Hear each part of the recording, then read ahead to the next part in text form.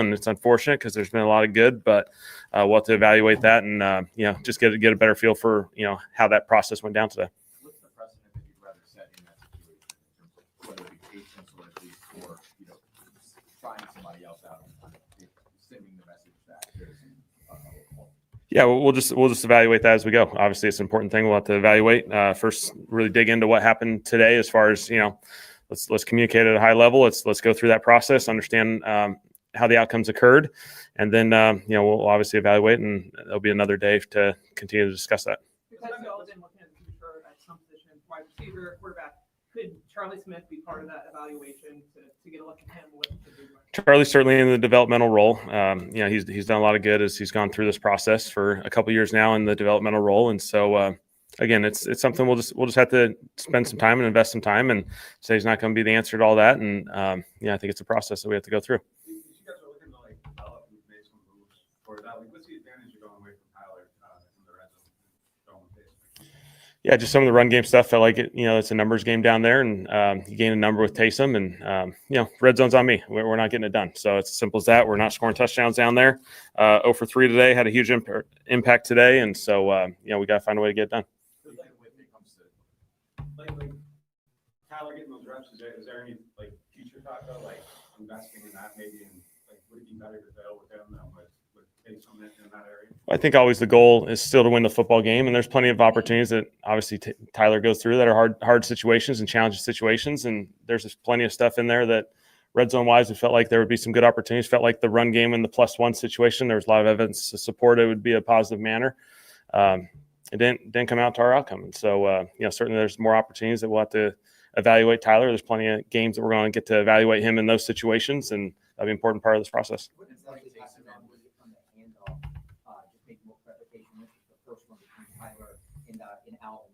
Yeah, it's just a play action, and obviously they got too close, and there was a collision there, and so it was a play action play. We're just going play action pass, and I didn't get a perfect clean look at it. I was watching the routes as it went, and so I saw a little bit of the footage, but I'll have to look more into it.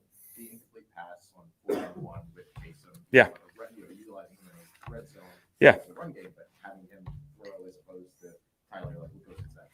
Yeah, run a lot of direct runs to Taysom at the quarterback position. Felt like there was a play opportunity there, and ultimately that's on me. Didn't work. So.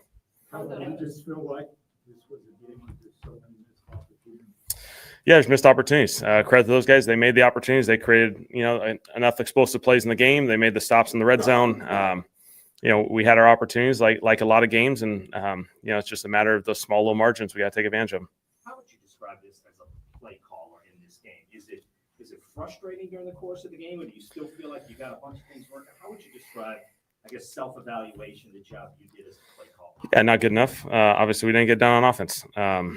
It's choppy. We weren't able to create the flow that we had the previous week against Carolina, and so frustrating. I haven't done a good enough job with this group, and we got to find a way.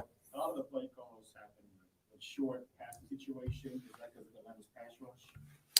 Certainly, their pass rush has been really productive. They've been a very productive pass rush team. I thought there were some opportunities to get the ball out of our hands. Obviously, as the game progressed, we got into some challenging situations, and they were able to rush the passer in some gnome rushes, and that was a challenge for us. How would you evaluate Tyler just on first look?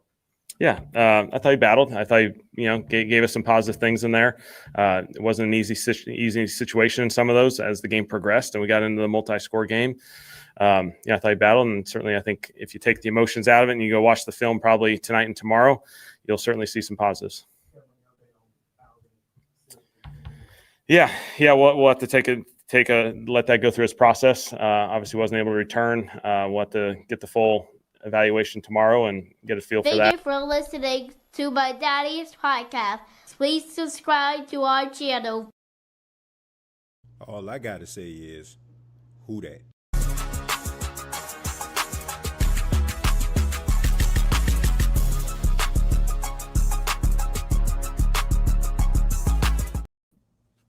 Man, bump all that, man, bump all that. All right, look.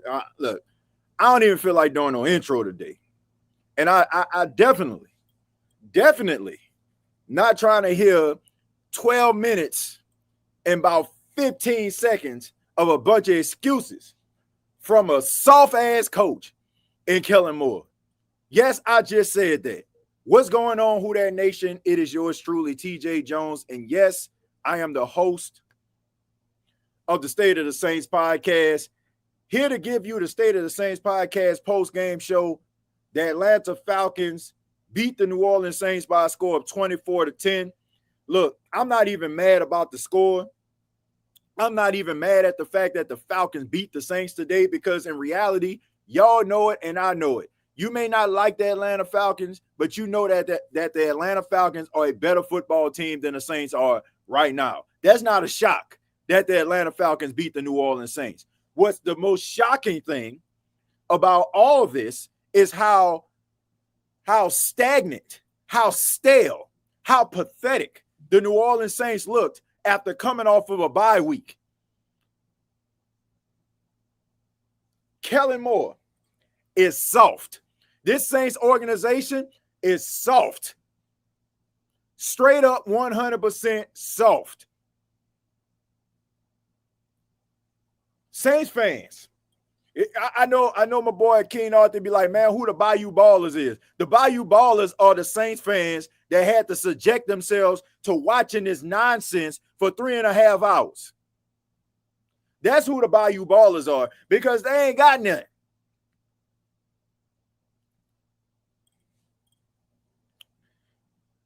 The New Orleans Saints are a pathetic franchise. And they're a pathetic franchise because they keep on doing the same doggone things, the same practices, and they expect for things to change. You got Kellen Moore as your head coach. It's pretty obvious.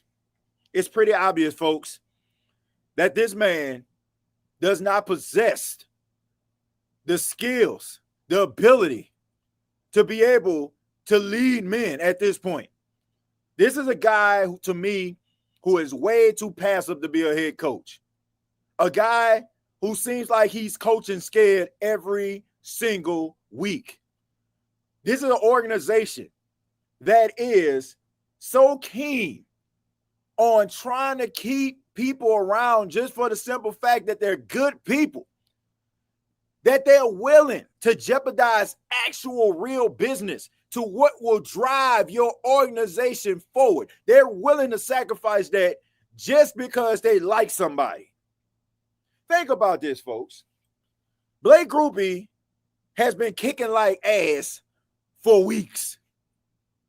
This isn't something that we just found out. It wasn't like, oh man, what happened to Blake Grupe today? We all knew that Blake Grupe has been kicking like ass all year long. And what did the New Orleans Saints do? Kept him around. Why? Why are you keeping him around? Not only did the New Orleans Saints keep this Keebler elf cat around, not only did they keep him around like he the second coming of Brandon Aubrey or Justin Tucker. They didn't even bring nobody in to try to scare him or anything. Keep in mind, Garrett Hartley. Everybody knows who Garrett Hartley is, right? Kicked the Saints into the Super Bowl, kept the Saints in the Super Bowl. You would think this dude should have been a made man. Garrett Hartley started shanking field goals. What did Sean Payton do? Start bringing in kickers, having kicker trials. He probably didn't want to cut him, but he wanted him to get the idea. Blake Grupe can go out here. What was the message? I can shank field goals all day and night. They ain't gonna move on away from me. The Saints have nobody to blame but themselves that they could not stay in this game because they decided to hold on to a kicker who has been trashed all year long. Let's go ahead and move on to the offensive line. Cesar Ruiz is a bum. Do you hear me? Cesar Ruiz is a bum. Not as a human being, okay? I don't know him as a human being. Seems like a nice guy, but as an offensive guard in the National Football League, he is a bum. You can send him that. He's a bum as an offensive guard, getting absolutely worked. Don't matter how big, don't matter how tall. Doesn't matter how talented, no matter how minimal the talent, he is still going to get worked because he's not very good. But what do the New Orleans Saints do with mediocre talent? Do they decide to move on from it? No. What do? They award it with contract extensions. Why do they do that? Maybe Cesar Ruiz seen Mickey Loomis in the hallway and gave him a real firm handshake and hellified eye contact and said, hey, man, this is the type of guy that I want on my football team every week. What a bunch of losers, man. Look, I can deal with losing when you're trying to build towards being better at something. But this is the type of team, they don't even think nothing really wrong with what they're doing. They will parade these same cast of characters back out here again next year and try to gaslight Saints fans to believing that they're going to win anything of significance. Get that Keebler elf off our sidelines. Do you hear me? Get that bum up out of here at the offensive guard position and start living up to your true potential. And then also, we got Chosen, who's about to co-host the show, and I'm going to bring him on in just a second. But I want people to understand this. I like Taysom Hill. We all like Taysom Hill. 35 years old. Ain't nothing better than an angry run from Taysom Hill. Ain't nothing more spectacular than watching Taysom Hill just go out there and make things happen. But why in the hell in 2025 are we relying on a 35-year-old running back who is coming off a devastating knee injury to go out there and he has more carries than your backup running back in Devin Neal? Somebody please explain this to me. Everybody and their mama, their grandma, their great-grandmama, and even their ancestors that's watching from heavens above knew that Taysom Hill was going to get QB power and run up the middle. Everybody knew it. You weren't fooling nobody. And the arrogance of this offensive line, of this team, the arrogance. Your offensive line, man, they couldn't move a crowd with a speech. And y'all think they about to move defensive linemen off the line of scrimmage? They could have the I Have a Dream speech, the Gettysburg Address. They can have, I don't know, man, one of the most emotional speeches you ever heard in your damn life, and they still couldn't move nobody. The fact is, the Saints are laughable at this point.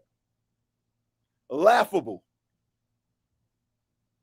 And you know the crazy thing about this, folks, the crazy thing about this also, Devin Neal took the majority of the snaps at running back in practice this week.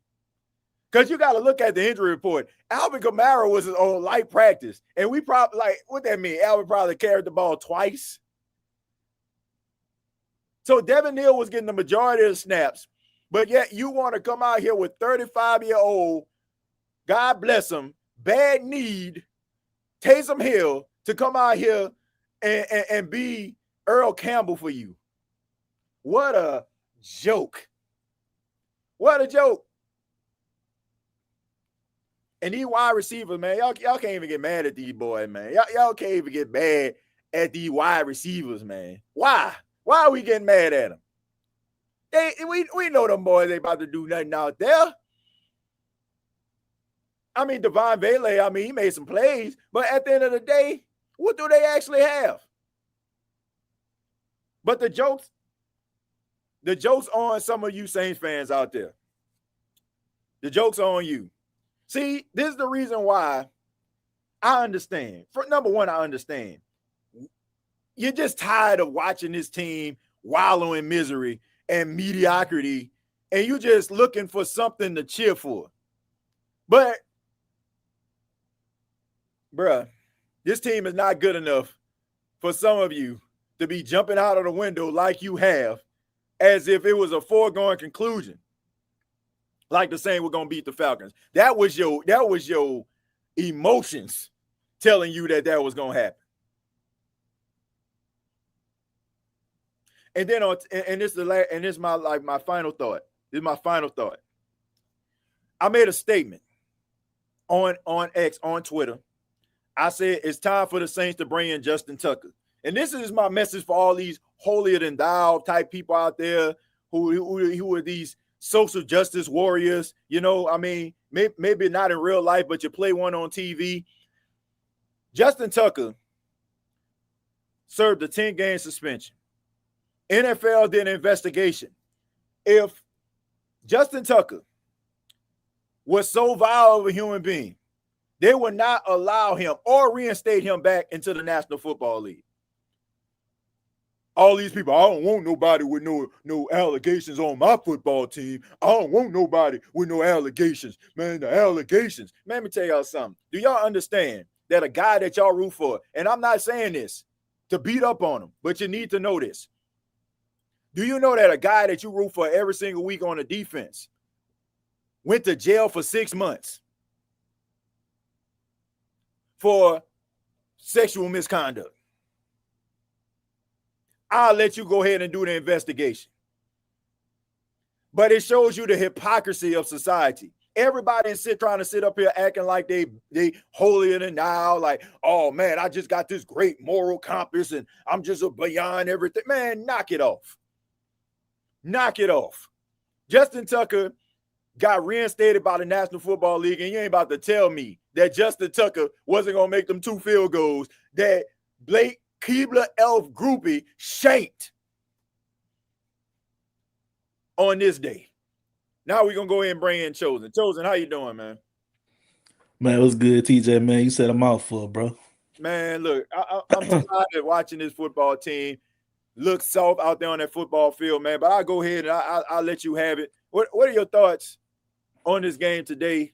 I mean, just a piss poor performance with, I mean, just bad stuff, man. But what you got, man? Man, basically, man, you said everything, brother. Like, basically, this team today ain't showed me nothing that they didn't show me all season. This is a 2-8 or 2-9 team for a reason. We losing the way we always been losing. No discipline, no execution, not playing for one another when it matters. Missed opportunities in the red zone. Man, we had multiple times in the red zone. We come back with nothing. 3 points, and then the little points you could get. Blake Group is squander that. You know what I'm saying? So it's what you want me to do. Like, what you want us to do, bro. Y'all get opportunities. You get down there. You're leaving meat on the bone. You're not extending drives. Your defense can't do it all for you. Them boys get tired because they stay on the field. And it's like, bro, and Kellen Moore, like I had said it since week 3, and I think I want to say I was kind of early with it, bro, and I was wanting to be wrong. It's just something about Kellen Moore I just don't see, bro. I'm starting to think, bro, that he just really, it was Nick Sirianni and Saquon and the rest of the staff over in Philly, bro, and he just and Kellen Moore just reaped the benefits of it, bro. I hate to say it, I want to say probably a notch above Pete Carmichael, right there up there with Dennis Allen. I mean, I'm trying to give him the benefit of the doubt, man, because he's a rookie coach. But what about all these other rookie coaches, man? I can't do that, bro. Bro, I can't do it. I can't do it either because I just feel like the dude's soft. And I honestly, I don't want a soft coach. Like, I can understand a coach like not being a rah-rah guy. Like, we've seen that work, right? I mean, everybody not meant to do that. Yeah, everybody not meant to do that. Right. Yeah, like Tony Dungy wasn't a rah-rah coach, man. Right. You know what I'm saying? But he won consistently. You get what I'm saying? Like, you don't have to be a rah-rah coach, but you need to have like some type of competitive edge about you. Maybe it's like a quiet, like confidence about yourself. I don't get that from him, man. I see a guy that's out there seem like he be coaching scared. It seems like he's more in a battle with himself, trying to make the right decision on the sidelines than actually in the game. And then on top of that, man, it's 4th and 1, man. You 2-8. Right. I said that in real time. I was at my dad's house. I said that in real time. 4th and 1, nothing to lose. You're at home. The crowd into it. Show them boys, get a spark. Show them boys that you riding with them. I don't give a damn. What's the result? What's the worst that will happen? Turnover on downs. They score. They gonna do that anyway. And you might as well make them work for it. At this point, I'm looking at every down, TJ, as 4-down territory. From 1st, 2nd, 3rd, and 4th. I don't care. I'm playing like how we play on Madden online. Ain't no punting. You know what I'm saying? Right. I'm going for it. Because TJ, what's the worst that can happen, bro? We're not going nowhere. We got the crowd into it. We moving. We got momentum. Shit, ride with it. You don't know what that conversion on 4th and 1 could do. Even if you don't get it, it's sending the message, man, look, I'm with y'all, ride or die. ride or die. You don't know what type of stuff that don't show up on the stat sheet, the type of mentality. If you play football, the type of mentality that comes along with it, man, you don't understand what that'll do. And I always said Kellen Moore didn't have, he ain't got to be rah-rah, but you got to at least have some type of philosophy, some type of football philosophy these guys could believe in. I feel like you too nice. I feel like you around these guys' ages, and you feel like I'm more one of the fellas than, it's almost like with the saying with the parents, you can't be a child's friend. You know what I'm saying? I feel like Kellen Moore is in a position to be more than what he is, but he don't want to separate themselves. Or like a coworker who been cool and who finally got that manager position. Now it's like, you gonna change up when you get up there, huh? Like I still want to show them I'm part of the team, but great power comes great responsibility, Batman. But you know what I'm saying? Kellen Moore gotta separate himself, man. Y'all might be the same age, but y'all positions is totally different. And I feel like these guys look at like, man, Kellen Moore, he one of us, man. He ain't gonna. Sean Payton wouldn't have played that. Sean Payton wouldn't have played that. Pete Carroll wouldn't play that. Belichick wouldn't play that. All these guys. Dan Rizzi wouldn't have played that. I always say Dan Rizzi. I love Dan Rizzi. Because it's just he came in there, he had that little raspy voice, but it's something about you'll run through the wall for Dan Rizzi. You'll give your mind, heart, and soul for Dan Rizzi if you could. You know what I'm saying? It's just some people, they got it, bro. It's either you got it or you don't. Like how we talk about dogs in these players, they gotta have that dog in that coach. And Kellen Moore is not a dog, man. I feel like Kellen Moore is a kick above Pete Carmichael.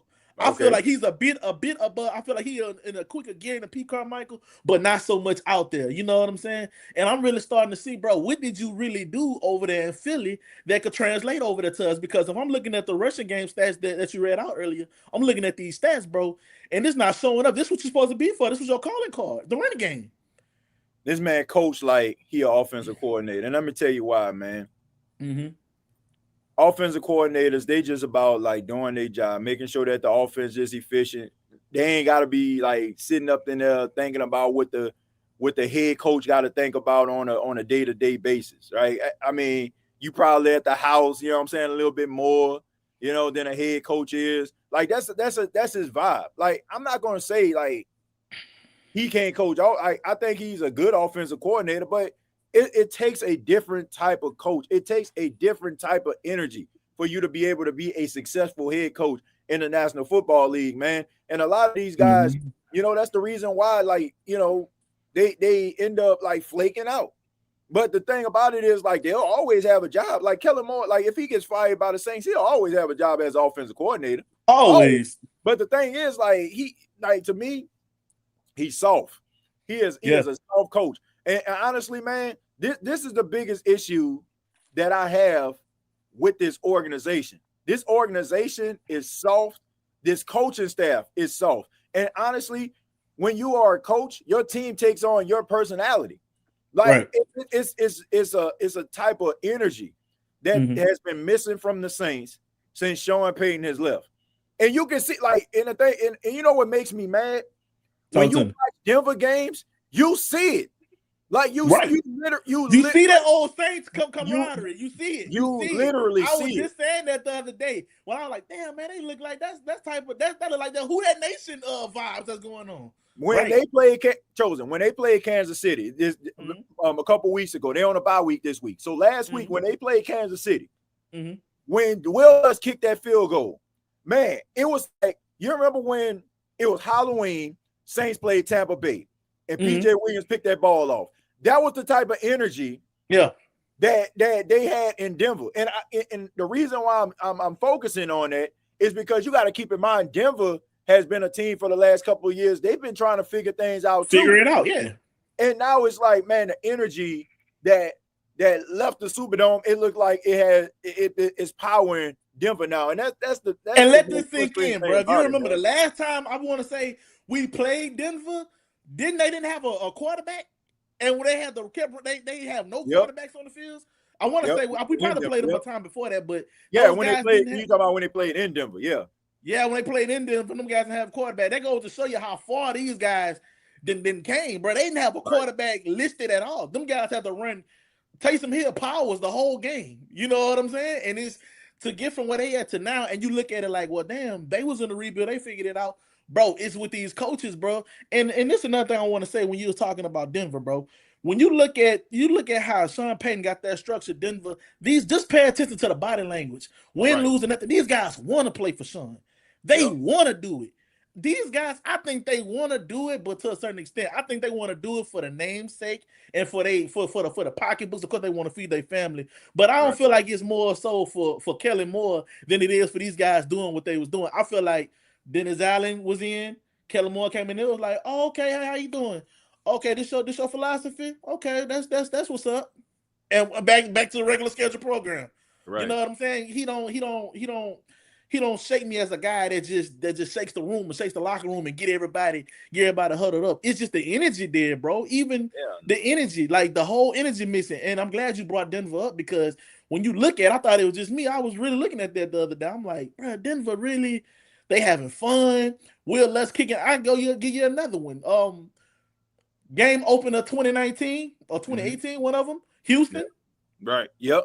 That Houston game came back. First game, Will Lutz kick that, and it's like, yeah. And same thing, the camaraderie, everybody gathered around him. And bro, for the life of me, we got rid of Will Lutz because he had the yips, and we signed Blake Groupie. Everybody was on board. Even me, even was playing Groupie Love by 213. You know what I'm saying? Everything was good. Everything was good. We had Blake Groupie. Blake Groupie kicked a couple kicks in that preseason. Will Lutz, and I wouldn't be surprised. This is my conspiracy. Don't harm me on that, because I'm putting it out there. I wouldn't be surprised if Will Lutz kind of sank the few them things just so he can go. Because hey, look, how all of a sudden he had the yips with New Orleans, but soon Sean Payton picked him up. I had this man with a special teams player of the year, leading the league in field goals, ain't missed, all honest. Like, damn, Will. You know what I'm saying? Like, this man. I'm happy for him. I'm happy for him. And honestly, that's probably one.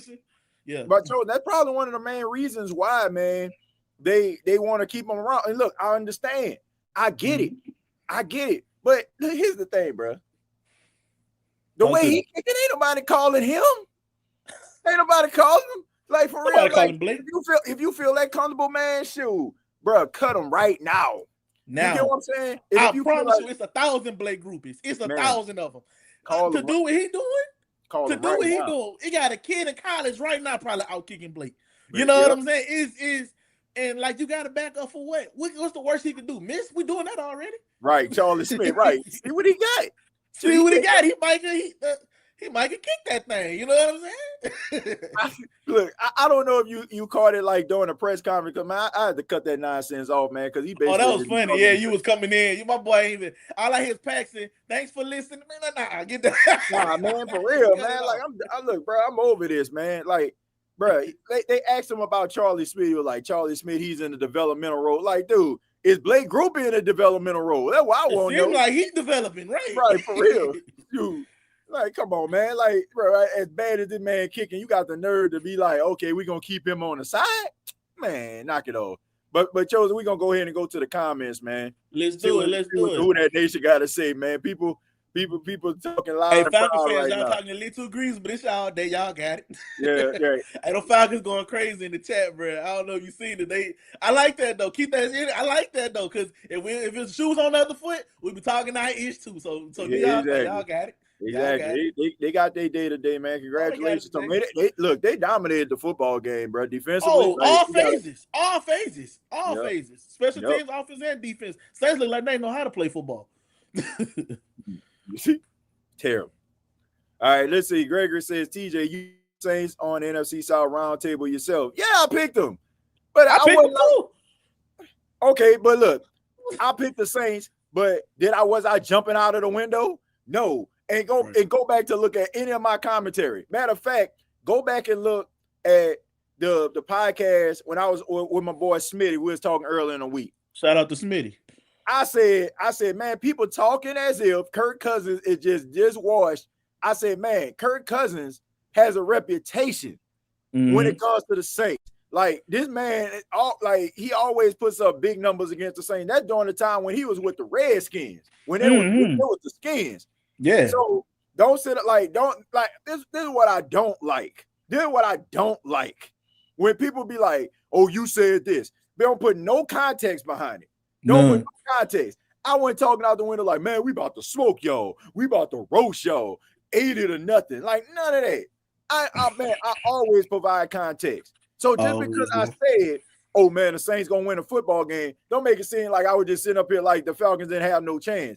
I was constantly telling fans, man, don't sleep on Kirk Cousins. Go right, because they had this guy, was it Archangel? One of the guys is in the chat was trying to tell us, if y'all lose to an old Kirk Cousins, y'all say, and I made the comment, I told him, I said, bro, so you mean to tell me Tyler Shuck is better right now than Kirk Cousins? Like, no, Kirk Cousins seen a lot of football, and history shows us Kirk Cousins always ball against the Saints, like you mentioned. He always ball. And that was with Drew Brees. We're talking about down to the last possession, overtime type stuff. You know what I'm saying? So Kirk Cousins has always been that some teams just got your number, bro. Some teams just got your number. I don't care how old he is. And then you mix it in with it's a division game, so you got to throw records out the book. It's so many things. Not making excuses, but I'm just saying, bro, like, I'm helping y'all out. Y'all trying to sleep on Kirk, and the minute y'all find just the little bit of disparity of the man, or a little bit a drop off, y'all want to write the man off. But as soon as he win y'all a game, y'all back praising him. It can't be two ways, bro. Like, the man, I'm pretty sure he got a lot of football behind him that's in front of him. But Kirk Cousins could win you some games, and he damn sure won this game today. And not by himself, but he damn sure showed, why he's still capable of being a backup or suitable to win you some games until your franchise guy get back. So shout out to Kirk, man. Kirk played his tail off, bro. So I'm not no Kirk Cousins slander, bro. The man do what he do for a reason. You know what I'm saying? Kirk's still him. Bro, I also said this. I said I'm more concerned that Kirk Cousins is playing quarterback in this game than I would with Michael Penix. I mean, like, bro, I'm telling, like, man, he fit better. He's not the Kirk Cousins of old. But the fact that people just think that this man was just so slow. The Saints who play zone defense, this man can't pick apart his zone defense or find like the open lanes inside of the zone defense is just absolutely insane. Like, bro, I'm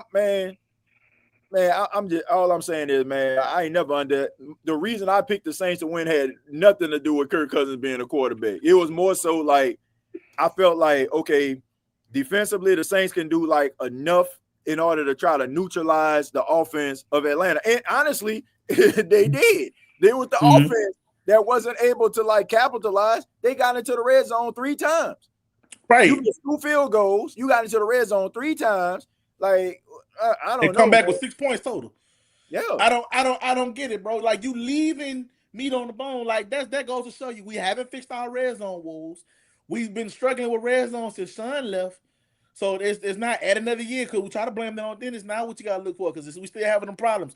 Y'all are still up front office. Y'all still bringing in these guys, and you're not addressing the issues that's going on. Yes, we can only give them so much time, but come on, man, the season damn near over now. And it's like we still seeing the same things week after week after week. Some things you just can't blame on first time head coach, because if we brought you in for a strength, it's one thing that your weaknesses is on display.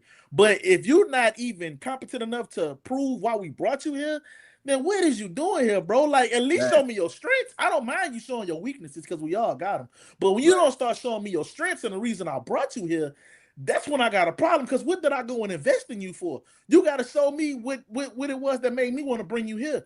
And I get it. We wouldn't hard on for Kellen Moore anyway. We know who we wanted, but everybody would win. So we just probably got the next best thing that was in the bucket, because we're nobody checking for Kellen Moore.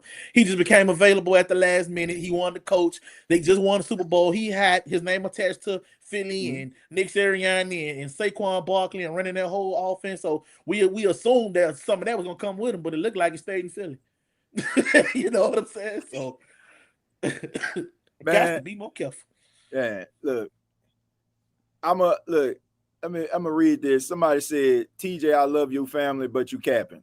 Okay, I'm gonna tell you what. I'm gonna tell you what, Chosen. I'm gonna let you kind of go into the game, talk a little bit. What I'm gonna do is I'm gonna go and find a video of me talking early in the week of me talking about what I said about Kirk Cousins. Okay, because I want to make sure that you understand what I'm talking about with this. I got you, big dog. All right, so they talk to us a little bit about let's talk to us a little bit about the defense, man. What you thought about the defense today? Man, the defense played like it was on fire. I wish that defense was played. I wish the offense would play with that same passion that the defense had, bro. Because that defense, and anybody know, number 44, bro. That dude, you see when he jumped over Kirk Cousins, bro. The man jumped over Kirk Cousins, came back, chased him down, got the sack. Somebody help me out in the chat. What's his name? Number 44 for the Saints. Who that was on defense that got that sack? I'm looking in the comment section right now. Somebody help me out. Who that was? Number 44. Number 44 for the Saints. Somebody help me out. Isaiah Stallbird, man. Isaiah Stallbird. Isaiah Stallbird? Okay, somebody say Isaiah Stallbird. Yeah, man, yeah. You talking about when I see him throw that ball, when I see him make that jump. Man, that was nice. That was nice. But yeah, Stallbirds. I appreciate y'all. Stallbird's been balling, man. That dude come in making a play. He remind me when Craig Robinson used to come in and make a big play. He remind me like them backups that be on special teams that come in and make a big play. That's what you want out your depth. Every time that man come in, he hungry, he around the ball. Cam Jordan playing like he's still drunk from the fountain of youth. He coming there getting after Kirk Cousins, rushing the defense, getting behind in the backfield. Chase Young, another game consecutively with a sack, adding to what, by his 8th or 9th or 7.5, 8 or something like that on the year. The man balling out. So the defense doing pretty good, man. They doing what they supposed to do. I'm not too happy with the tackling, man. Y'all gotta admit in the chat, the tackling win was up today. Them balls were slippery. Bijan Robinson was getting loose and was finding them holes. And we get these guys, we got to start wrapping up, man. I don't know if we need to go back to tackling practices or not, but I don't know what it is, man. These guys need to get back to some tackling drills because I feel like there was a lot of missed tackles. A lot of shout out to Demario. Demario did a lot of cleanup work today. I could say that, man. But yeah, the defense played off from the beginning. They played pretty good, man. And that's what you want with a rookie quarterback. This rookie quarterback with in Tyler Shuck, he gonna need some help. We can't rely on Tyler Shuck to just win us games by himself all the time, man. We gotta need a good running game, a good strong defense, and a offense that's sturdy enough to move the chains and to your quarterback figure it out, bro. This is a different league. He gotta adjust. I know he's seen a lot of defenses playing in college, but you know what I'm saying? He gotta adjust too. And we ain't doing him no favors if we getting 3 and outs all the time or if we can't run the ball. So I'm glad that the defense stepped up and helped him out, man. That was pretty good, man. But shout out to them Falcons, bro. I see y'all in the chat talking noise, man. Y'all lucky I can't pull up the chat. I'm just a co-host right now, but y'all just wait. Cause I ain't nice like boss. But yeah, man, let's see what y'all talking about in this chat, man. And so I can pull it up. Let's see what y'all got to say about it. Blake Group and not being able to finish drives was our undoing. Oh yeah. Yeah, like Blake Group definitely left a lot of meat on the bones, bro. Somebody say, Smitty say, where's Mike McCarthy? I don't know. At this point, bring him in. Bring him in. Jeremiah Willie 399 say, bruh, it's our team, defense, and special team are completely hot garbage. I ain't even lie for real. I'm tired of it straight up. I'm done with this season for real. This season is going to be a real ish show. Hey, bro, it was an ish show from week 1, bro. It was an ish show from week 1. I agree with you. Everything spoken true. I'm going to scroll down. Derek White. Shout out to my boy Derek White, 6279. He say, TJ, we all know you said what you said earlier this week. Must be talking about his prediction. Silly Willie say, Kamara been running funky all season. Only a matter of time before he got hurt. Yeah, bro. I think Kamara ended up getting hurt a couple weeks ago. I think he got nicked up. And then in practice, they were saying something about him with a little hobble and things like that, and to carry over to this game. So, yeah, man, Kamara, I don't think Kamara was 100%, but I also felt like he ain't want to let his team down, so he came out there and tried to give it the whole college try, but definitely something lingering around with Kamara. And that talk about Kate Nellis ain't making no better. Just being honest. Shout out to Nev JB9932 say Saints should hire the head coach from Bishop Sycamore to coach this team for all I care. Hey, at least we'll probably get some excitement, right? Because Lord knows Kellen Moore is boring. Derek White, my boy, coming back with AK have 460 yards this year. This is really bad. Yeah, bro, because they not using him right, bro. They not using. That's another thing. They are not using Alvin Kamara right. They taking Kamara running up the middle, like he Eric Campbell, like he Derrick Henry, you know what I'm saying? Like he Leonard Fournette, LSU days. No, bro. Kamara is a split receiving back. You get him on the outside, get him in open space. You know what I'm saying? Use him in some of these trick plays. Man, what happened to the Wildcat formation? Do anybody run Wildcat no more? You know what I'm saying? Do some things like that. Get creative. There's so much you could do with Alvin Kamara, bro. His skill set is so deep that, you know what I'm saying? His skill is limitless instead of just turning around, putting it in his chest and letting him go. You see what happened on that play, on that second play, when him and Tyler Shuck tried to get the ball off and boom, they bobbled it and it flipped all over the damn place, man. You can't have that. You can't have that, bro. Y'all got to clean that up. Let's see. Trellis 1984, bro. Thanks for being here. He said, are we back to watching Arch Manning joking but serious at the same time?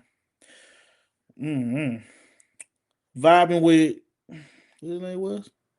Vibing with Ant 51. At least the Giants look competitive. Oh, yeah, that Giants game was real good.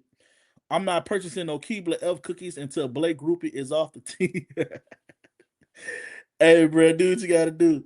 Smith, man, I wouldn't be mad if they fired Kellen and Poopy Group today. Hey, yeah, bro, I don't see how Blake Groupie still got a job, bro. I don't see how Blake Groupie still got a job. Blake Groupie has missed a kick almost every game this season, and it came over from last season, bro. It came over from last season.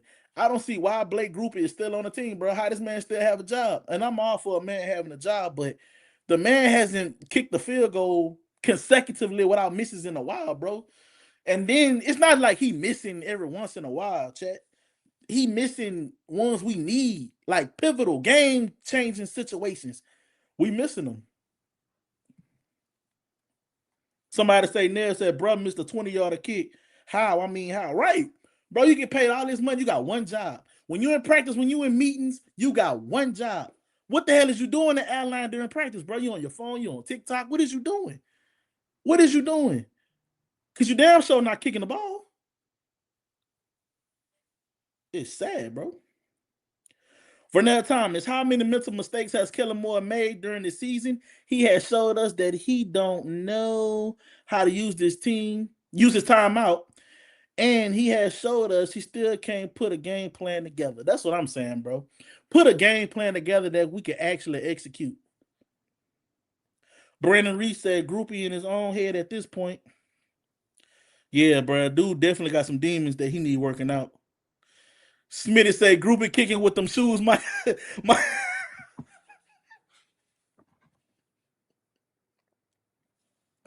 Smitty said Groupie kicking with them shoes. Michael Jackson did the moonwalking. That boy got on them smooth criminal 11s. Oh, man. Oh, man, y'all going in on Groupie. Y'all wild, chat. Y'all wild. Y'all wild.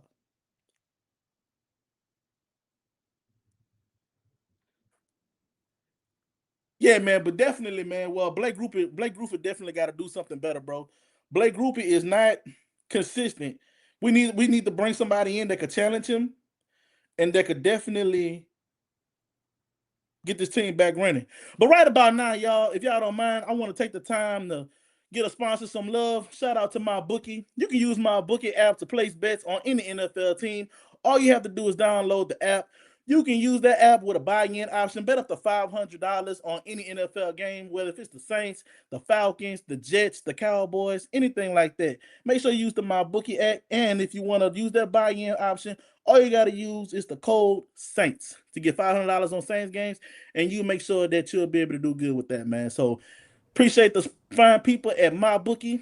And we right back with TJ, man. Yeah, man. So appreciate that, Chosen. Yeah, I was checking in, but there for all the people out there that think and that I can't hear you, Tim. Oh, you can't hear me? I can't hear you, bro. You can't hear me? We just paid some bills. I think you back. You can't hear me? No, I still can't hear you. I can see you, Mo, but I can't hear you. I don't know if the chat can hear you. I know I can't hear you. All right. Can the chat hear me? Can the chat hear me? I just want to see if the chat can hear me. Still nothing on my end, bro. Okay.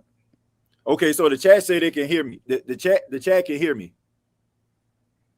All right, so Well, as long as the chat can hear you, I can't hear you, but as long as the chat can hear you, we'll figure it out. Let's just okay, I'm gonna take you out and then I'll put dial back in. Dial back in. Dial back in. All right, so anyway, look, for all the people that think that I'm out here capping, this is me earlier this past week talking with my boy Smitty. This is what I said about Kirk Cousins. I want y'all to pay attention, all right? Because people thinking that your boy out here be capping, be lying. Okay, check me out. Check me out. You know, but the New Orleans Saints defensively, when it comes to the run, I mean, they're allowing teams 123 yards per game, and that's just not a good thing. You know, the Saints transition from a 4-3 to a 3-4 defense. I mean, they're led mostly by nose tackle Devon Godshaw, but I just think they need a little bit more athleticism in the middle, and that's something that I feel like the Falcons can take advantage of. You know, we talk about, you know, Kirk Cousins, and I know that he's not the Kirk Cousins of old, you know, but Kirk Cousins, I mean, throughout history has created fits for the New Orleans Saints. And I'm very concerned at this new defense of the Saints when it comes to the zone defense. They rarely ever play man. And, you know, even if you're limited at wide receiver, I mean, all you're asking these wide receivers to do is find soft spots, you know, in the defense, which, you know, can possibly happen. Also, you know, with Kyle Pitts, thank you. Thank you very much. Thank you very much, ladies and gentlemen. Did I not tell y'all? Did I not say? Did I not say? I said Kirk Cousins, being as old as he is still, he's still capable. And he gives the Saints fits. So enough of all this talking. Look, I ain't got a cap. That's all I gotta say. I ain't got a cap. Put some respect on my name, bro. Don't sit up here and be trying to think that I'm out here just lying to kick it. Put some respect on my analysis, boy. What's wrong with him, man? Look, I ain't got to sit. We keep receipts, man. We keep receipts. Yeah, we keep receipts. We keep receipts. Shout out to King Arthur. My boy King Arthur makes sure. Because we keep receipts, we keep them, and when you start coming for us, King Arthur coming for y'all, bro. So hey, we for that. Hey, we got receipts. To, man. Cause you see why, like, you see how people like say certain things, but they don't put no context behind it. It wasn't like I was just sitting up here like throwing a parade like they would be about lazy journalism, my brother. Lazy journalism. They want to pick and choose what they want. Man. It's clickbait. You know, they pick the little parts they want to. They want you to hear that little go viral moment, and then the rest be like, "What about the rest of them? I don't worry about the rest. Did you see this part? Like, okay, whatever." Man. That's all. That's all they want to hear, man. That's all they want to hear today. Let's go ahead and talk. But let's talk a little bit about Tyler Shough, my guy. All right, so Tyler Shough. Let me pull up home stat line real quick. Let me go pull up his stat line. I mean, I think he was like, I know he threw for like 200 and I want to say like 200 plus yards, 250 plus. But let me go ahead and I'm gonna give his exact stat line and let me go ahead and pull this up. I thought I had it. Yeah, 30 for 43, 243 passing yards, 1 interception, took 5 sacks, had a QB rating of 74.1. Okay, all right, so let's go ahead and talk a little bit about Shough, man. Let's talk a little bit about Tyler Shough. What do you think about his performance today? I feel like Tyler Shough played good, and every week, like I say, he's getting better and better. Dude playing slippery.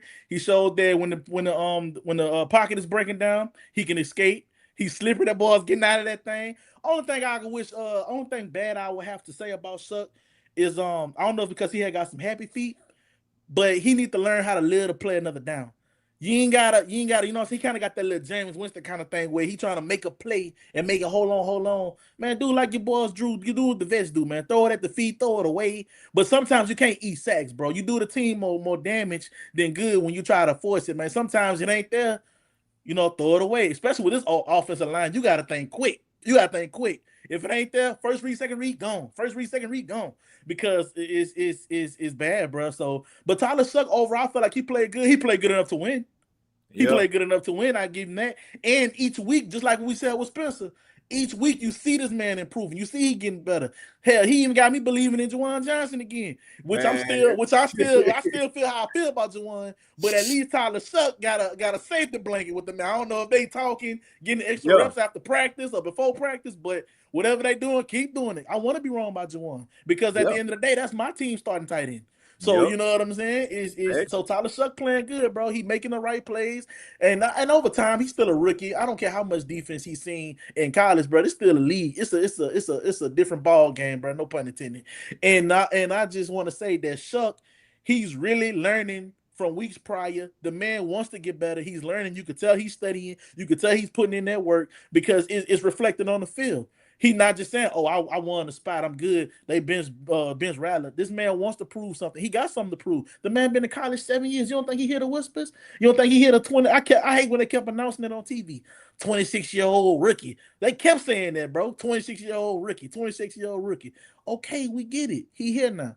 He here now. So it's like he played good enough, man. He played well enough to get this game. He drove down the field. I was really looking forward for that 2-minute drill after the half when he drove that ball down there.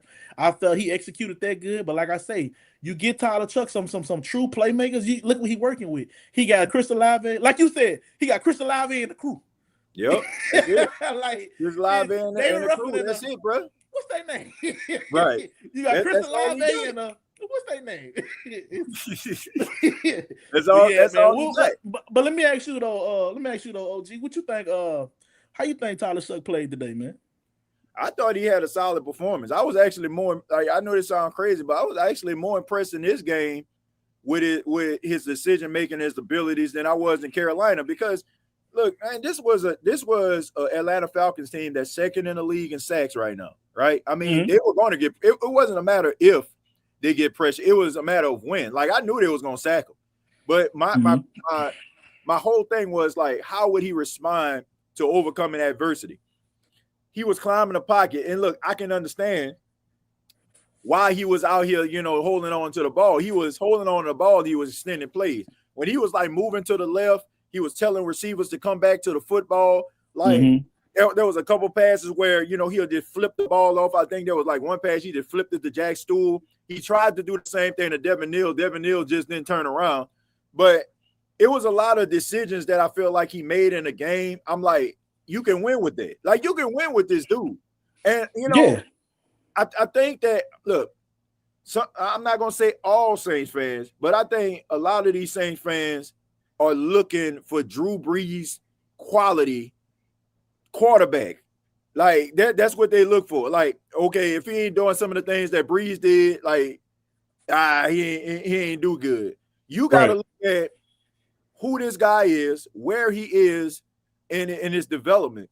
And for what I've seen, I think, man, look, I think that Tyler Shuck can be I'm talking about a franchise Pro Bowl caliber quarterback. Like, I really do. Like, I think that you need some pieces. First, you got to fix this offensive line. Get Caesar. Yeah, because he got to stand up right. He can't be on the run. He can't be on the run every play. You're right. Fix that. And then on top of that, bro, you ain't got no running game. Let's take a look at these stats. He led the team in rushing, bro. 7 carries for 22 yards. You need a running game for a young quarterback. The Saints don't have when I made a tweet. I said 10 to nothing feels like 20 to nothing. Because the offense just don't move the football. Look, it's pretty obvious what teams try to do to the Saints. They try to jump on them early. If you get a 2-touchdown lead on the Saints, you got them sweating. And that also takes and eliminates a lot of the things that they do. It eliminates the running game because you don't have to worry about running the football no more, right? And you're asking your rookie quarterback to go out there to throw the ball 40-plus times in order to keep you in the game. And play hero. Yeah. So they don't respect your running game. They don't respect your offensive line enough for them to feel like you're going to hold them back. They're going to pin their ears back, go after your quarterback. I was just about to say, you know what they're going to do? They're going to send the blitz. They're going to speed up that clock, force them to throw an interception, force them to make a mistake. And it's pretty much essentially game over after that, you know? I remember one point, man, we was down by 2 touchdowns, 3 touchdowns. You know, we still in this. Now it's like you said, now it's like, you feel like ain't no lead safe. You know what I'm saying? It's like if you feel like 2 touchdowns, not enough. Or if you feel like a team get 10-0 and this the first quarter, you already like, well, that's game. You know what I'm saying? And it would have been that way if we wouldn't have got the pick 6. Yep. It would have been that way. Actually, it just good place, right time. The football guys was in our favor on that one, but and my God, that first fumble in the beginning, Jesus Christ, what was that, bro? Miscommunication. It was. I felt like it was over after that. I felt like the energy just sunk from that point, and then the pick six picked them back up, and then the Blake grouping happened, and then the 4th and 1 happened. Well, it didn't happen, I should say. And it's just like, bro, mishap after mishap. You cannot make this stuff up. I was driving home when I seen they had the ball on 4th and 1. I'm like, oh yeah, we finna score. I come back. It's saying Atlanta got the ball on their 1st and 1. I was at I was at the store, man, because I mean, you know, man, I'm out here in Jacksonville, man. We know we leaving out tomorrow to head to the Bahamas, and I'm just getting like last minute stuff. So I'm listening to like the beginning of the game. I'm listening to Mike House and Deuce, you know, on the call, you know, as I'm driving or whatever, you know what I'm saying? So the first like few minutes of first quarter, like I heard, like I was like, man, the Saints got 3 and out. I'm like, oh, snap. I'm like, okay, they get the ball. Then all of a sudden, like I'm hearing like, you know, like, okay, man, they got the ball. Then I hear a fumble. And then all of a sudden, you know, they get a defensive stop. And then I'm seeing Mason Tipton getting down to the red zone. Yeah, even Mason Tipton out doing 70 something plus okay. yards. Something like that. I'm like, dude, well, okay, you know what I'm saying? I'm trying to hurry up and get that out. My wife called. You know how I go. You always leave the store, and then your wife called me like, "Oh, did you get this? Did you get this?" Like, man, I gotta go back. I'm trying to hurry up and get back because I'm excited. I'm like, okay, man, these boys might do something to these birds. Might do something. Ain't doing that. Ain't doing that. Then I get excited again, TJ, because I'm back in Falcons territory. 1st and 9 on the go. I'm like, okay, we back down here. Right. We back down here. 3 points. Man. Like, what is y'all doing in that red zone? Like, they forget. It's like on Men in Black.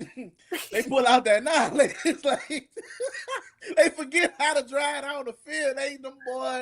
Them boys couldn't score on a college freshman night. You know what I'm saying? They could not score, bro. They can't score. They can't score. They can't score. Man. They can't score, bro. It's like they addicted to that red. I mean, not addicted. It's like they scared of that end zone, bro. They cannot get in that end zone. Hey, it was so funny, man. On the call on WWL that I listened, I think it was Blake Groupie's second missed field goal. I think he missed like a 38-yard or something like that. And Mike House, he was like, snap placement, up away, no good, back in a moment. I'm like, what? What the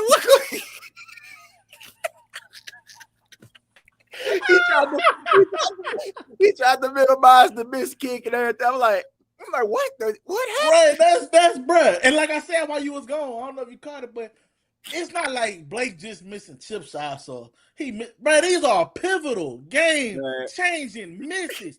You realize he hit some of those.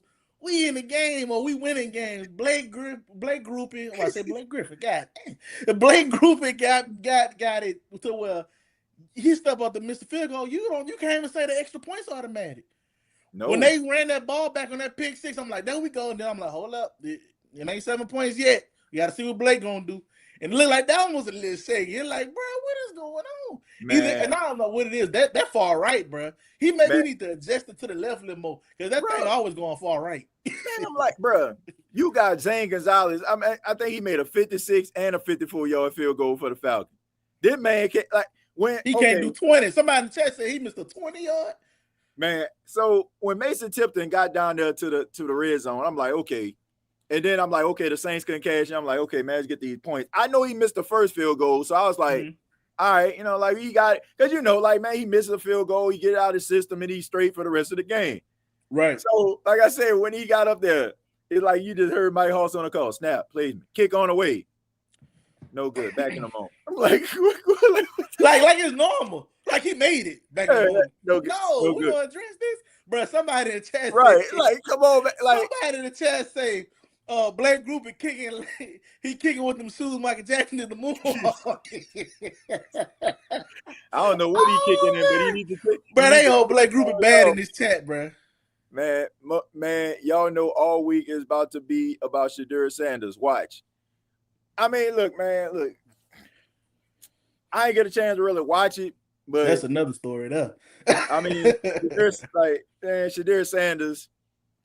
I mean, he won a football game. I think he was like the first Browns rookie to win his first start. I don't know, Since man. 1990 something, huh? It Man, said? was like, yeah, something like that, man. Yeah. So, man, congratulations to that brother. Right. But Like, you surprised though, man. It's like, and we just sitting back like, we knew what he could do. I knew my boy could do. Like, y'all probably shocked, you know what I'm saying? But like I said, that's another story, man. That's we probably at this point of the show anyway. But yeah, that's, I mean, that's, yeah.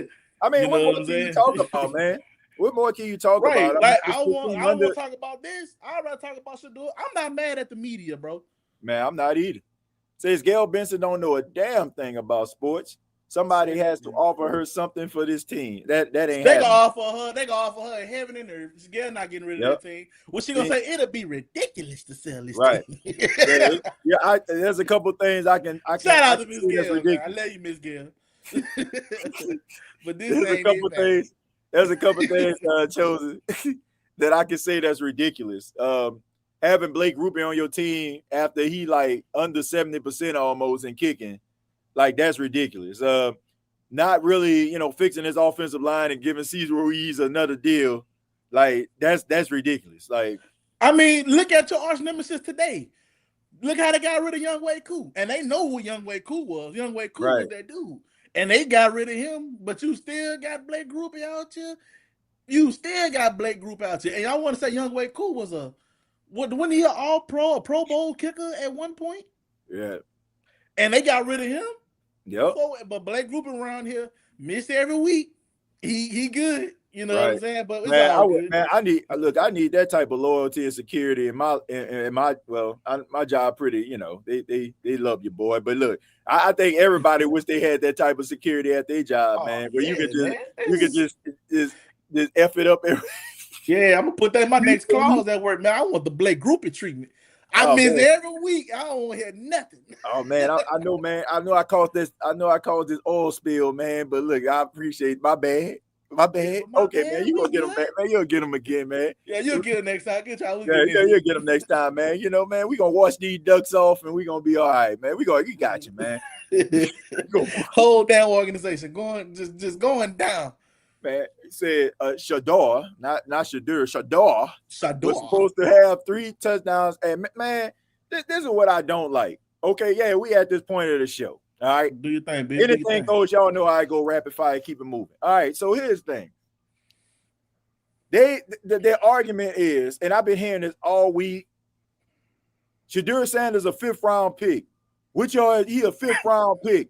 That's what he is. That's the reason why he don't get no snaps. He's a 5th round pick. Okay. We can't, on one hand, acknowledge this man as being a 5th round talent, right? Mm-hmm. Then turn around and say he's supposed to throw 3 touchdowns. Riddle me this. How many 5th round quarterbacks do you know throwing 3 touchdowns in their opening game? So is he supposed like if you're saying that he doesn't have 1st round talent, he's not a 1st round talent, then why would you expect 1st round stats from him? Right. You get what I'm saying? Like, you can't have it both ways. Either he is or he ain't. You know what I'm saying? You cried that he a 1st rounder, but when he get your 5th rounder. So when you get 5th rounder things, you want 1st round expectations. It don't work like that. And then on top of that, they say, well, man, he played the Raiders. What y'all expect? No. Like I said, he's a 5th round pick. Y'all saying that he's supposed to be a 5th round pick, got 5th round talent. 5th round talent is just like, I'm happy to get this starting opportunity in the NFL. If we win, great. If we lose, then he's a 5th round pick. So you can't sit up here on one hand and say, oh, this dude a 5th round pick, but expect 1st round results from him. And then on top of that, if he a 5th round pick and you saying that he's not good enough to be a starter in the National Football League in the first place, it shouldn't matter who he played. He's exactly, because everything he gives you from that point is lanyard. Yeah, exactly. It's bonus. It's extra. And then on top of that, chose if you're a 5th round pick, if he goes up against any team, don't matter. He's not supposed to be a starting quarterback. Playing with house money, baby. I ain't supposed to be here. Thank you. Like I said, at the end of the day, man, it's like, bro, it's damn. So that's what I mean. So what is y'all really saying? Is y'all really saying if y'all want 1st round results, even though he's a 5th round pick, he's really trying to say the man a first round pick and y'all dropped the ball? Yep. I don't know. I'm just saying. I'm using y'all words against you. I'm taking Man. what you put out there and using it against you. You called them a 5th rounder. You took him in the 5th round, but you want first round production. You don't do that for nobody else. You don't do it for nobody else. I'm not gonna get no boy from high school and put him to the NFL and expect NFL results when he's still in high school. I'm just not gonna do it. Man, they call, and this is right. This is called moving the goalpost. Because shout out to my boy King Arthur, man. Here's the thing. What were you like 4 for 16 or 4? I can't remember what it stat. I think like 4 for 16 last week, threw a pick. Oh man, look at this QBR. Look at this, look at that. Like all these different things they were saying about the young man, right? So this week he goes out there and he puts on a respectable performance. They ran the football really well. Quinshaw and Junkins had 2 touchdowns in the game. They ran the ball well, but there were times where he was extending the ball. He had a screen pass that he threw that ended up turning into a touchdown. There was a big time pass that he threw to Jerry Jeudy, ended up fumbling the football. I watched a little bit of highlights because I was in between Red Zone and the Saints game in between. But all I'm saying is, it's like, damn, you said this dude was a 5th round pick. 5th round picks are supposed to just go out there and just be playing, right? Why should he throw for 300 yards? Y'all told me that he wasn't a first round talent. So if we judging him based on 5th round talent, I mean, it's that line, you know what I'm saying? Exactly. Get him with judge him according to my worth. You say I'm 5th round, I'm gonna give you 5th round talent. That's just what it is. And if you don't feel like, well, how are you gonna try to hold me for a standard that y'all didn't even set for me? Y'all didn't believe I was a first rounder, but y'all want first round production out of me. Man, get out of here with that, man. Somebody full of ish. That's what all is. Somebody full of ish. And if that's not a contradictive narrative they trying to build, the priest ain't Catholic and the pig ain't pork.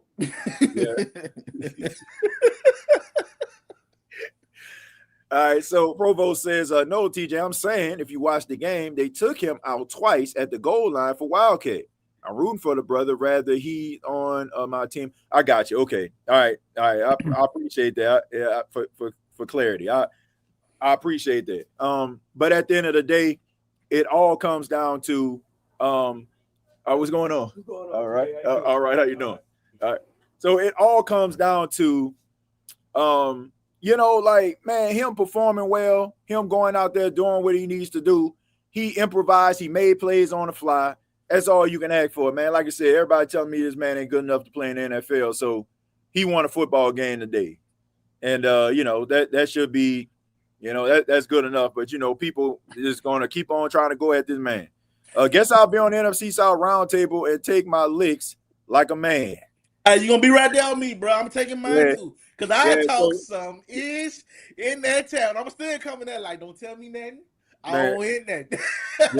But what you expect? It's hate week is rivalry. It can go either way. We said that. Yeah, we can go either way. So don't hold your head down, Jared. You're gonna get a front row seat though, man. You know what I mean? Because you actually gonna be in a hosting seat this week. So you go.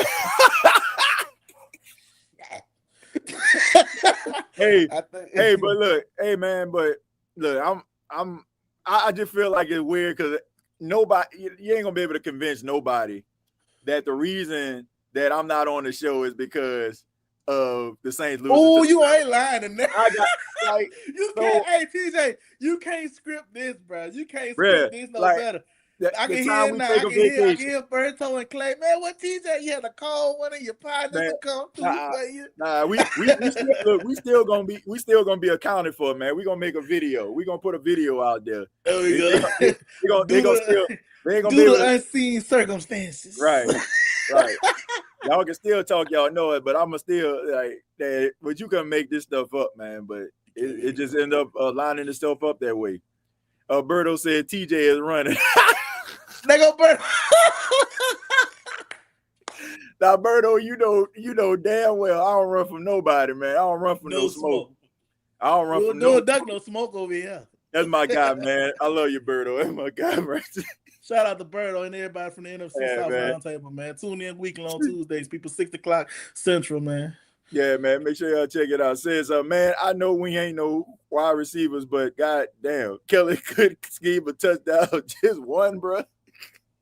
That You boy can't Kelly ran quarterback what? power. Oh man, now what, man? Oh my goodness, you ain't lying. I'm like, man, I was at a point. I'm like, man, just do 3 tush Bro, push. just think about it. Think about this, y'all, and everybody in chat. Think about this. Tyler Shuck was the leading rusher. The lead, and I don't think Shuck not even considered to be. He can scramble when he needs to, but he's not known for that.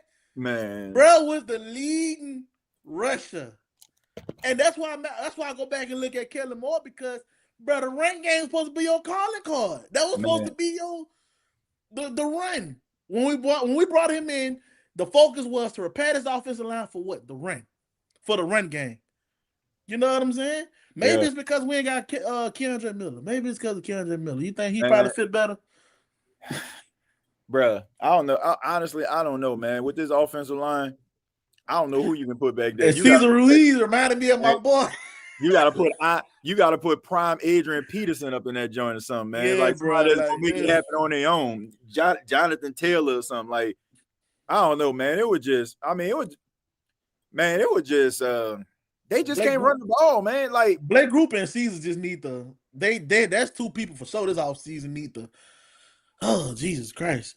I'm almost starting to miss my boy Slip and Slide Clyde, man. I forget his name. What is Andrews. Andrews. I'm starting to miss old Andrews, man. I'm starting to miss old Andrews, bro. Hey, look, at least Andrews gonna help y'all in that running game, man. Exactly. He gonna give you that. He might not be worth the damn of that pass protection, but he gonna maul. He gonna maul for you in that running game. But bro, Cesar Ruiz, oh my God, when I seen him block that pass. When I seen him block that pass. I mean, that man would look. They need to fix the interior of this offensive line, man. I mean, I think you got your anchors at the left and right tackle, like Calvin Banks. Oh yeah, certified. Straight there. Like LSA, I think you straight there. Eric McCoy, he get those injuries under control, man. You straight there. But these guards, he the man in the center. And who that was snapped that ball? That ball's kind of high for Taysom. Yeah, man, that was Luke Fortner, man. That was Luke. Luke trying to send that thing. Who you think Kareem Abdul-Jabbar back there? Man, this is my thing. This is what I got a problem with. You need 1 yard. Why is your quarterback 3 yards back? Like, why is he not under center? I just didn't understand that, man. Right. We finna run a sneaker, a power, a tush push. We finna do something. Hell, what a fullback dive at? Man, I don't know. Bro, I don't know. Bro. Man, all I know is that QB power wasn't working. It was frustrating me. It was frustrating. It would frustrate me, Chosen. Like it would frustrate me. I'm like, everybody knows what's about to happen, and it's not working. Hell, Tyler Shuck 6'5". He can lean over that. Come on, man. Man, I ain't the coach though. Bro, it was just terrible. We're gonna take a few more and then we're gonna go ahead and get up out of here, man. Yes, sir. There's Ben Caesar and put Simpkins in as soon as possible.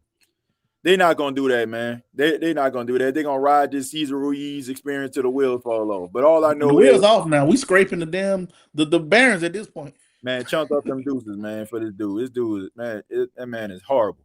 The last few games McCoy played, he was getting bullied. He hurt. I ain't really see too much of that. Then if it was, I don't think McCoy 100%. Me personally, I don't think he. I think he came back for the sake of the offense, but I don't want to make excuses for him. But if he do have a little slight drop off, it's like I don't think McCoy. Them big guys and injuries. The doctor came on the show. He already said they got it. They don't never be 100. And ever since he came on the show and said that, teacher, I be looking when these guys be back. I don't already assume they're 100 again. Because remember he said they be back to play. But doesn't necessarily mean they're 100. I still think he's dealing with something. I feel like Alvin Kamara coming to this game weeks before. I think Alvin been nicked up for a little while. He just ain't showed up on the report as it. But like you say, man, them guys out there, if you're out there, you're gonna play because the team fans ain't gonna matter. Like Shannon Sharp used to say, all they see is the back of that jersey. They don't care what's on there. If you out there, you gotta perform. So you're right, brother.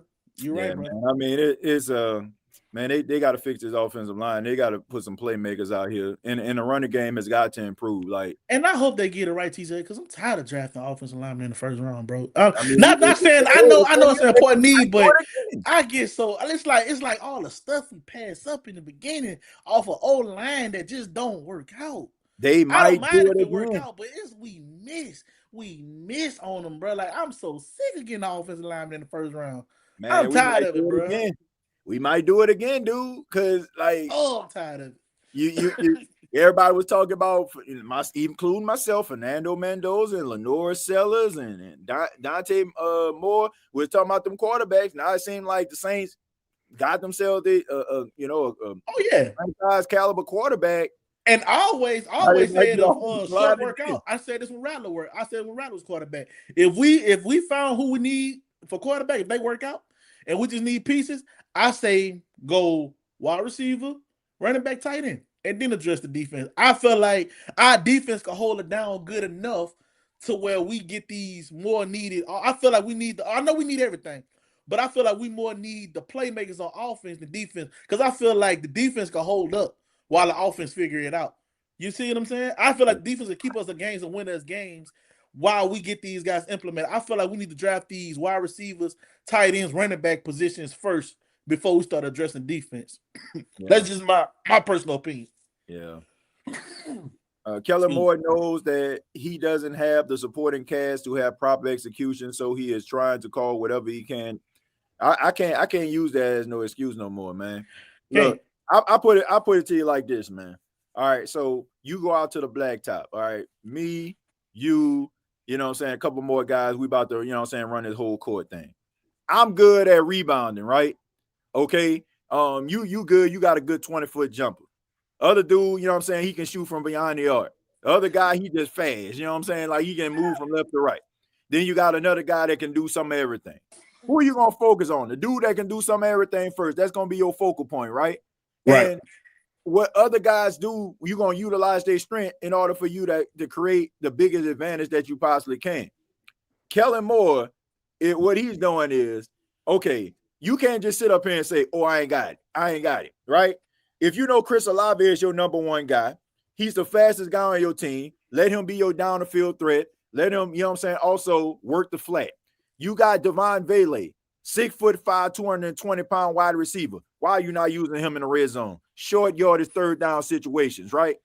If you got Alvin Kamara who can catch the ball out of the backfield, why are you not using him, utilizing the screen game, angle routes, wheel routes, on top of the fact of him running between the tackles or, you know, running stretch plays? He's not utilizing these guys to their strengths. They just started doing screen passes 2 weeks ago. 2 weeks ago, right? Yeah. So and look what happened. We get away from the stuff that works. Yeah, I mean, look, everything like they are not being utilized effectively offensively. That's Nobody just what it is. It's like, okay, this is what Taysom can do well. Okay, let's do the QB power again. Like, man, I like, are you trying? Like, my question is, are they trying to lose? Are they trying to lose? That's At all this point, you gotta ask, bro. It's like everybody knows. I was telling my pops that. I said, Pops takes Hilford around because he don't too much keep up with. He a college dude. You don't too much keep up with him. I said, Pops takes Hilford around that ball. Like, how you know? Did you watch just watch anything's game ever? I don't know when the last time Taysom Hill threw the ball. I can't remember when the last game Taysom Hill actually lined up, dropped back, and slang that thing, man. I mean, he was supposed to throw the ball a day, but it was like, because it was like everybody, like nobody respected, like everybody ran towards him on that fourth down play. Like everybody, like, oh man, everybody kind of ran towards him, and it just got so congested in there. You had the defender jumped up in there and blocked the pass, because it's like everybody, it's like they don't respect nothing. They allow like receivers to get behind them. Right? They don't believe they got no respect. And another thing, bro, I miss, bro. Ooh, how I miss the Shimmy Sheldon ranking and the David Onyemata, aka On Your Mama days, and the Malcolm Browns. Back when we wouldn't allow a 100-yard rush like 2 years. Now it seems like, bro, every week somebody getting down there 100 yards on this, bro. And man, these boys converted 2nd and 24, and then they went right down the field, man. It's like, that's embarrassing though. But Chosen, we're gonna go ahead and get up out of here, folks. But Chosen, you got anything before we get up out of here, man? No, man, I just want to say I appreciate you for letting me co-host. And if in case y'all didn't know, I will be hosting the NFC Roundtable in spite of my boy TJ. So hopefully I can represent that well, do him proud, and do y'all proud, man. Let everybody know how we do it on the State of the Saints podcast. Also, man, if y'all would please be so gracious and go and follow my new channel. I just started my new podcast called Off the Dome Unscripted Saints Talk, man. That's right. Your favorite moderator finally got his own platform, man. unscripted Saints talk, man, off the dome, you know. So y'all make sure y'all go subscribe, and if y'all want to look that up, man, just type in YouTube Odd Pod, man, ODDPOD 504 Odd Pod. It stands for off the dome, and man, we gonna get it like that, man. So make sure y'all go subscribe. I got some content coming. It's gonna be a work in progress, but I can't do it with y'all, man. Y'all family. And TJ, I want to appreciate you, bro, because you've been a big inspiration in doing this, man. We talked about it for a while. You go dating back years back. I'm finally putting the ball in motion, bro, and I'm finally trying to trust my ability and trust myself and step out on faith and do this thing, man. Like I said, I can't do it alone. It takes a village, and then y'all my village, y'all my nation. I love y'all. Got nothing but respect, and I know y'all gonna support your boy, man. That's all I got, though. Yeah, man, absolutely, man. We're gonna definitely support the podcast, and also, man, I just appreciate you filling in this week for me. Like Chosen mentioned, he'll be on the NFC South Roundtable. He'll also be taking over during the week for State of the Saints podcast for the post game, and if you have to do any other content on the channel, you'll be able to catch it here, man. So I just appreciate him. Also, my big brother EJ, he'll be shout out to EJ, man. He'll be also being a part of the team as well. So, man, it's just good to have like people that you can count on and people that can stand in and that they're going to bring it all and bring the same type of passion that we try to bring here. Honestly. Look at Derek White, man, say I ain't supporting that Chosen. I'm gonna tell y'all like this. Hold up, I'm gonna nip this in the bud right. I'm gonna nip this in the bud right now. I'm gonna look at the camera. Hey, man, the camera on me. It's already shout out to Jerry. Check this out. Like, yeah, TJ be nice. Look, I ain't nice like boss.